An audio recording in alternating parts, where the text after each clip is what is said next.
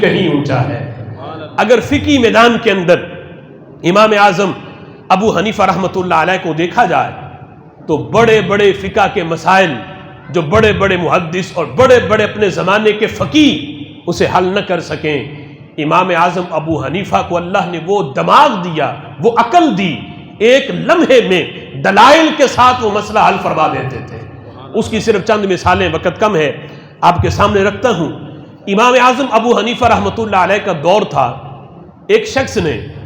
غصے کی حالت میں اپنی بیوی سے یہ کہا کہ جب تک تو میرے ساتھ بات نہ کرے میں بھی تیرے ساتھ بات نہیں کروں گا، یعنی پہلے جب تک تو مجھ سے بات نہ کرے میں بھی تیرے ساتھ بات نہیں کروں گا، اور قسم اٹھا کے اس نے یہ بات کر دی، یعنی قسم اٹھائی اور پھر یہ کہا کہ جب تک تو بات نہیں کرے گی میں بھی نہیں کروں گا، اور اس کے بعد اس نے بات کرنا بند کر دی۔ اور بیوی نے بھی یہی بات کہہ دی کہ جب تک تو بات نہیں کرے گا میں بھی بات نہیں کروں گی تجھ سے، اس نے بھی قسم اٹھا دی۔ مسئلہ چلتے چلتے وقت کے امام حضرت سفیان ثوری رضی اللہ تعالی عنہ کی بارگاہ میں پہنچا۔ آپ نے فرمایا دونوں نے قسم اٹھا لی، اب چونکہ بات کیے بغیر رہ نہیں سکتے تو بات کرنی بھی ہے، اب ایسا کرے دونوں قسم کا کفارہ دے دیں، دونوں کی قسم ٹوٹ جائے گی، کفارہ دے دیں۔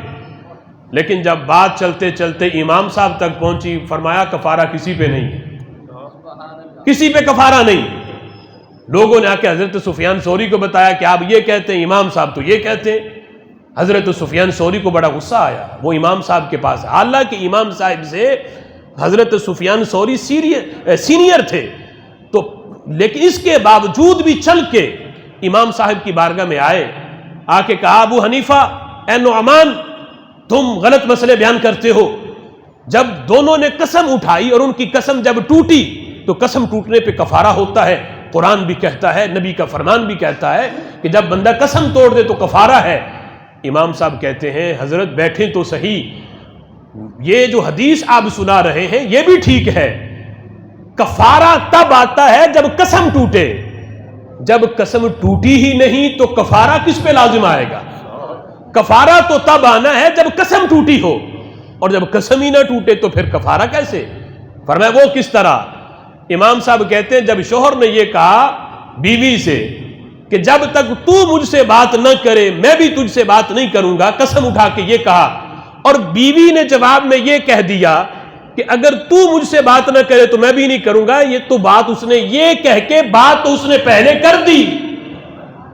اس کا یہ کہنا کہ جب تو مجھ سے بات نہیں کرے تو میں بھی نہیں کروں گی، جب اس نے یہ بات کی تو شوہر کے قسم اٹھانے کے بعد بیوی نے بات پہلے کر دی، لہذا قسم ٹوٹی ہی نہیں تو کفارہ کیسے لازم آئے گا؟ سفیان ثوری رحمت اللہ علیہ سینئر ہونے کے باوجود امام صاحب کی عقل پہ دنگ رہ گئے کہ اے ابو حنیفہ جہاں ہماری سوچ کام نہیں کرتی تمہارا دماغ وہاں بھی کام کرتا ہے۔ اس لیے کہتے ہیں بقیہ فقہا کا مقام اور مرتبہ بڑا اونچا، لیکن ہمارے امام پھر امام اعظم ہے۔